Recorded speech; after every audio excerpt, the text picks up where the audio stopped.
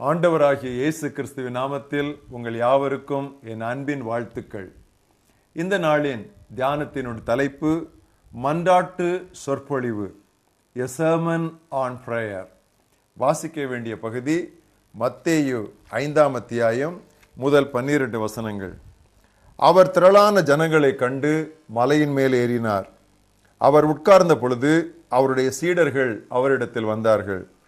அப்பொழுது அவர் தமது வாயை திறந்து அவர்களுக்கு உபதேசித்து சொன்னது என்னவென்றால், ஆவியில் எளிமையுள்ளவர்கள் பாக்கியவான்கள், பரலோக ராஜ்யம் அவர்களுடையது.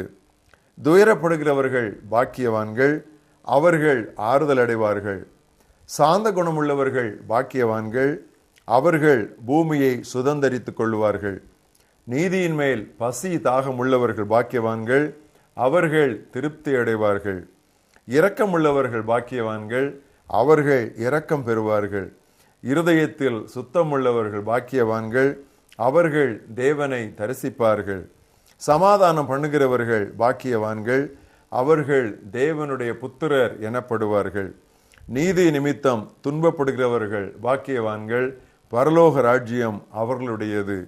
என் நிமித்தம் உங்களை நிந்தித்து துன்பப்படுத்தி பலவித தீமையான மொழிகளையும் உங்கள் பேரில் பொய்யாய் சொல்லுவார்களானால் பாக்கியவான்களாயிருப்பீர்கள். சந்தோஷப்பட்டு களிகூறுங்கள், பரலோகத்தில் உங்கள் பலன் மிகுதியாயிருக்கும். உங்களுக்கு முன்னிருந்த தீர்க்கதரிசிகளையும் அப்படியே துன்பப்படுத்தினார்களே. இன்றைய மனப்பாட வசனம் பிலிப்பியர் 4ஆம் அத்தியாயம் 6ஆம் வசனம். நீங்கள் ஒன்றுக்கும் கவலைப்படாமல் எல்லாவற்றையும் குறித்து உங்கள் விண்ணப்பங்களை ஸ்தோத்திரத்தோடே கூடிய ஜெபத்தினாலும் வேண்டுதலினாலும் தேவனுக்கு தெரியப்படுத்துங்கள். Be anxious for nothing, but in everything by prayer and supplication with thanksgiving let your requests be made known unto God. இன்று அக்டோபர் 2ஆம் நாள் இந்திய தேச தந்தை காந்தியடிகளின் பிறந்த நாள். அவர் விரும்பி வாசித்த வேத பகுதி இயேசுவின் மலை சொற்பொழிவு, அதாவது மலை பிரசங்கம். இன்னும் இதன் ஒரு பகுதியான பாக்கிய வசனங்கள், அதாவது 3 முதல் 10, 5ஆம் அத்தியாயத்தின் 3 முதல் 10 வசனங்கள் சென்னையில் உள்ள காந்தி நினைவகத்தில் உள்ள கல்வெட்டில் செதுக்கப்பட்டுள்ளன.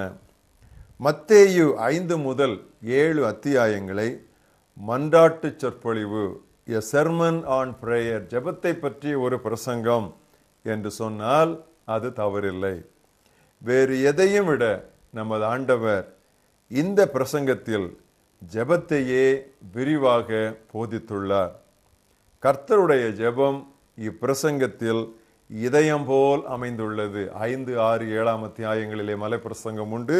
அதிலே 6ஆம் அத்தியாயத்திலே 9 முதல் 13ஆம் ஏறத்தாழ நடுவிலே கர்த்தருடைய ஜெபம் இருக்கிறது. ஜெபத்திற்கு கர்த்தர் நம் வாழ்வில் விரும்பும் முக்கியத்துவம், பிரியமானவர்களே, அது இணையற்றது. இப்பிரசங்கத்தில் உள்ள ஜெப வசனங்களை இன்றும் இனி வரும் 4 நாட்களும் நாம் சுருக்கமாக தியானிப்போம். முதலாவது 5ஆம் அத்தியாயம் 6ஆம் வசனம். நீதியின் மேல் பசி தாகம் உள்ளவர்கள் பாக்கியவான்கள், அவர்கள் திருப்தி அடைவார்கள். தனி பரிசுத்தத்திற்காகவும் செயலில் நேர்மையாக இருக்கவும் முக்கியமாக நாம் ஜெபிக்க வேண்டும். உடற்பசி, தாகம் இவை எல்லாவற்றையும் விட நேர்மையையும் புனிதத்தையும் அதிகமாய் நாம் வாஞ்சிக்க வேண்டும். அதைத்தான் பசி தாகம் என்று ஆண்டவர் குறிப்பிட்டார். ஜெபமும் தூய வாழ்வும் ஒன்றிணைந்தவை. ஒன்றில்லாமல் ஒன்றில்லை என்றார் ஜெப வீரர் பக்தன் E.M. பவுன்ஸ் என்பவர். Prayer and a holy life are one. The absence of one is the absence of the other என்று எழுதினார். அடுத்து மத்தேயு 5ஆம் அத்தியாயம் 8ஆம் வசனம். இருதயத்தில் சுத்தமுள்ளவர்கள் பாக்கியவான்கள், அவர்கள் தேவனை தரிசிப்பார்கள். கவனமின்றி ஜெபிக்க துவங்கிவிடக்கூடாது. பொல்லாங்கு நம்மில் உண்டோ என்று காண இதயமும் மனதும் அமைதிப்பட வேண்டும். தேவனே, என்னை ஆராய்ந்து பாரும், சர்ச் மீ ஓ காட் என்றே நம்முடைய ஜெபம் துவங்க வேண்டும். மறைக்கப்பட்ட பாவங்கள் ஜெபத்தை மலடாக்கும். அவை இறைவனது முகத்தை மறைத்துவிடும். எனவேதான் ஏசாயா 59 அத்தியாயம் 2 வசனத்தில் இப்படி வாசிக்கிறோம்: உங்கள் அக்கிரமங்களே உங்களுக்கும் உங்கள் தேவனுக்கும் நடுவாக பிரிவினை உண்டாக்குகின்றன. உங்கள் பாவங்களே அவர் உங்களுக்கு செவி கொடாதபடி அவருடைய முகத்தை உங்களுக்கு மறைக்கின்றன.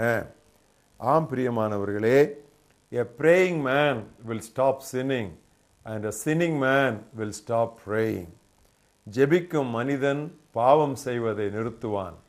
பாவம் செய்து கொண்டே இருக்கும் மனிதன் ஜெபிப்பதை நிறுத்துவான். அடிக்கடி நீங்கள் நேரம் எடுத்து தனித்து ஆண்டவருக்கு முன்பாக முழங்காலில் நின்று உங்கள் இருதயங்களை ஆராய்ந்து பாருங்கள். தினமும் ஆராய்ந்து பாருங்கள். வாரத்திற்கு ஒரு முறை கூடுதல் சற்று நேரம் எடுத்து ஆராய்ந்து பாருங்கள். எனவேதான் ஆதி பக்தர்கள் தங்கள் ஜெப வாழ்விற்கு கோட்பாடாக வைத்திருந்தார்கள், take time to be Holi, தூய்மை பெற நாடு. இன்னொரு வசனம் மத்தேயு 5:23-24. நீ பலிபீடத்தில் உன் காணிக்கையை செலுத்த வந்து உன் பேரில் உன் சகோதரனுக்கு குறைவுண்டு என்று அங்கே நினைவு வந்தால் முன்பு உன் சகோதரனுடன் ஒப்புரவாகி பின்பு வந்து உன் காணிக்கையை செலுத்து. ஜெபம் என்பது ஒரு பலிபீடம். ஆபேலோடு ஒப்புரவாகும் வரை ஆண்டவர் காயீனின் காணிக்கையை ஏற்றுக்கொள்ள மாட்டார். ஒப்புரவாகுதலை பற்றி பேசும்போது தவறு யார் பக்கம், யார் முதலாவது போய் மன்னிப்பு கோர வேண்டும் என்று விவாதிப்பது தகாது. பலிபீடத்துக்கு வரும் நபரே ஒப்புரவாகுவதற்கு முதற்படி எடுத்து வைக்க வேண்டும். தாக்கப்பட்டது நீங்களாக இருந்தாலும் சரி, தாக்கியது நீங்களாக இருந்தாலும் சரி, இந்த மத்தேயு 5:23-24 தாக்கியது நீங்கள், ஆகவேதான் உங்கள் பேரில் உங்கள் சகோதரனுக்கு குறைவு. இன்னொரு இடத்திலே மத்தேயு 18 வசனத்திலே இயேசு சொன்னார், உன் சகோதரன் உனக்கு விரோதமாய் குற்றம் செய்தால் அவனிடத்தில் போய் நீயும் அவனும் தனித்திருக்கையில் என்று சொல்லுகிறார். ஸோ நாம் மற்றவர்களை தாக்கி இருந்தாலும் தாக்கப்பட்டிருந்தாலும் பலிபீடத்திற்கு ஆண்டவருடைய பிரசன்னத்திற்கு முன்பாக யார் வருகிறார்களோ அவர்கள் முதல் படி எடுத்து இனிஷியேட்டிவ் எடுத்து அந்த நபரோடு போய் தங்களை தாழ்த்தி மன்னிப்பு கோரி ஒப்புரவாக வேண்டும். கடவுளோடும் மனிதரோடும் சரியாக இருப்பதே நல்ல மனசாட்சியாகும். நல்ல மனசாட்சி ஒரு பெரிய ஆசீர்வாதம். தேவனுக்கு முன்பாக மட்டுமல்ல, மனிதருக்கு முன்பாகவும் நம்முடைய மனசாட்சியை சுத்தமாக காத்து கொண்டால்தான் நாம் மகிழ்ச்சியாக இருக்க முடியும். தேவையற்ற குற்ற உணர்வில் இருந்து நாம் தப்புவிக்க முடியும். ஜெபத்திலும் தியானத்திலும் நமக்கு எந்த விதமான தடங்கள் இல்லாமல் நாம் முன்னேறி கொண்டிருக்க முடியும். எனவே இந்த நாளிலே தானே நீங்கள் யார் யாரோடு ஒப்புரவாக வேண்டும், யார் யாரிடத்திலே மன்னிப்பு கோர வேண்டும், யார் யாரிடத்திலே நீங்கள் தவறாக எடுத்துக்கொண்ட பொருட்களை திருப்பி கொடுக்க வேண்டும் என்று ஒரு பட்டியல் தயாரித்து உங்களை தாழ்த்தி காரியங்களை சரி பண்ணுங்கள். இங்கே கீர்த்தனையிலே ஒரு பாடல் உண்டு, அதில் உள்ள வரிகளை நான் வாசிக்கிறேன். உண்மை மனதோடு உன்னை கெஞ்ச உலகெண்ணம் எல்லாம் அகற்றி உரிமையே மிஞ்ச தொன்மை ஆயக்காரன் போல் அஞ்ச பவதோஷ மகள திருரத்தம் உள்ளிஞ்ச ஜெபசிந்தை என்னில் தாரும் தேவா. நீங்கள் ஒன்றுக்கும் கவலைப்படாமல் எல்லாவற்றையும் குறித்து உங்கள் விண்ணப்பங்களை ஸ்தோத்திரத்தோடே கூடிய ஜெபத்தினாலும் வேண்டுதலினாலும் தேவனுக்கு தெரியப்படுத்துங்கள். எங்கள் மகா பெரிய தேவனே, உம்முடைய குமாரனாய் இயேசு கிறிஸ்து எங்களுக்கு தந்த மலை பிரசங்கத்திற்காக நாங்கள் உமக்கு நன்றி சொல்கிறோம். அந்த மலை பிரசங்கத்திலே மற்ற ஆன்மீக பயிற்சிகளை விட ஜெபத்தை குறித்து அவர் ஏராளம் போதித்திருக்கிறதற்காக நாங்கள் நன்றி சொல்லுகிறோம். அவர் எங்களுக்கு ஜெபிக்க கற்றுக் கொடுத்திருக்கிறார். நாங்கள் உம்மை துதிக்கிறோம். எங்கள் வாழ்க்கையிலே ஆண்டவரே, எங்களுக்கும் உமக்கும் இடையிலே உள்ள பாவங்களை நாங்கள் அகற்றிவிட உதவி செய்யும். நீதியின் மேல் எப்பொழுதும் பசிதாகம் உள்ளவர்களாயிருக்க நீர் எங்களுக்கு உதவி தாரும். மனிதரோடு எந்தெந்த பகுதிகளிலே நாங்கள் ஒப்புரவாக வேண்டுமோ அந்தந்த பகுதிகளிலே ஒப்புரவாகி காரியங்களை சரி செய்ய நல்ல மனசாட்சியை எந்த கிரயம் செலுத்தியாவது நாங்கள் பெற்றுக்கொள்ள கர்த்தர் உதவி செய்ய வேண்டும் என்று நாங்கள் ஜெபிக்கிறோம். தொடர்ந்து இன்றும் வருகிற 4 நாட்களிலும் நாங்கள் சிந்திக்க போகிற இந்த ஜெபத்தை குறித்த ஆழ்ந்த சத்தியங்களை, அடிப்படை சத்தியங்களை எங்களுடைய வாழ்க்கையிலே நாங்கள் நெடுகவே அப்பியாசிக்க நீர் எங்களுக்கு உதவி தாரும். ஜெபத்தை கேட்கிறவரே, மாம்சமான யாவரும் உம்மிடத்தில் வருவார்கள். இயேசு கிறிஸ்துவின் நாமத்தில் பிதாவே, ஆமென்.